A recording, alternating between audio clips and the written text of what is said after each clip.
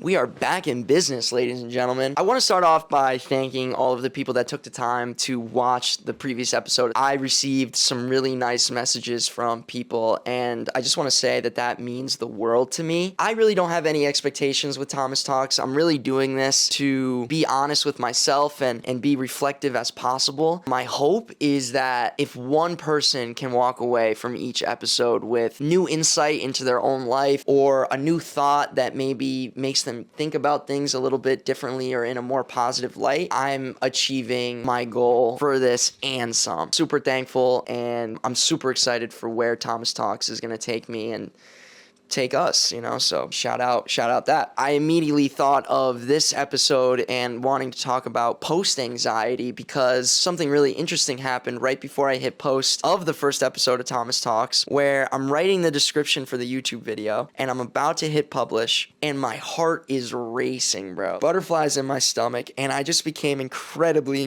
anxious. I had this moment of realization where this exact same anxiety and worry right before I hit post was the exact thing that restricted me for so long from posting what I really wanted to post. It's almost as if me and my own fears about how I was going to be perceived was what was getting in the way of being my truest self online, which I wanted to be. It's very important to note that the moment that I hit post on that episode, all of that nervous energy of, oh my gosh, what are people gonna think of this? I'm super scared. I'm afraid that people aren't gonna like it, whatever. The moment that I hit post and it was actually out there, that nervous energy just turned into excitement. I created something that I wanted to create, and this is the start of a whole new chapter of my life. It really ended up being super positive. Having this nervous energy to post something is something that really affects all of us. Whether you're a big music artist dropping an album, a filmmaker dropping a film, or you just want to post a picture with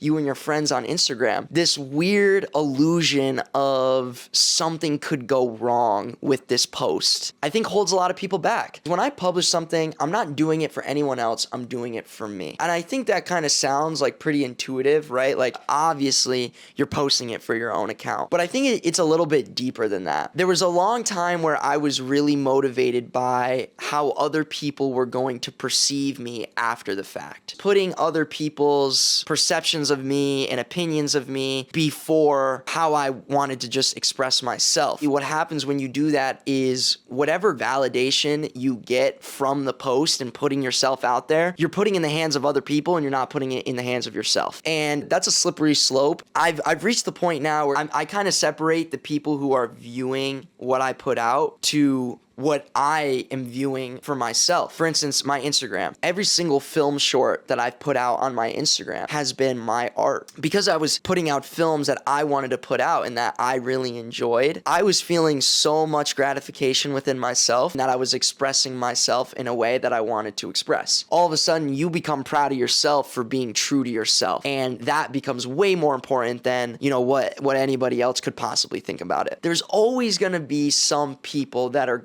at least going to attempt to drag you down. It's just part of life, I feel. And with that in mind, if you're allowing their perceptions and their opinions of you get in the way of, what you want to post, you're fighting a losing battle because they're going to do that anyway. So at that point, it's like you might as well be true to yourself. There's a saying, be yourself. And the saying exists because people tend to like the most authentic, real, true versions of ourselves. And I feel like on social media, we get caught up thinking about all of the people who don't like us for who we are. If you allow that to distract you from expressing yourself truthfully, you're limiting how many people are going to be able to experience who you are as who you are. Because ultimately, I believe at least, it's going to be your true version of yourself that people relate to and people like. And you'd be surprised how quickly the people who love you for being you are going to outweigh all of the people that, don't like you for that. So I have one more point, and it's kind of hard to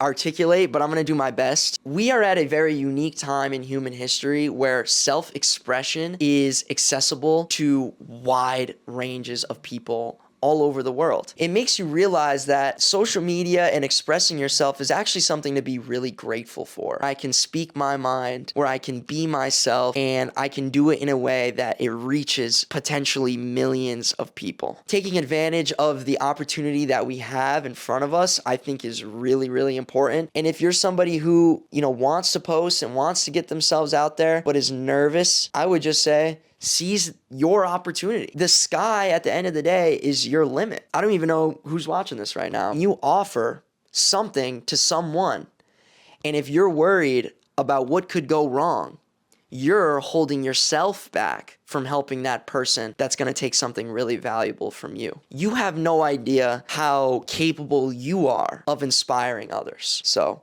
that's what I would say. Thank you guys for tapping in. I appreciate it so much. That's good.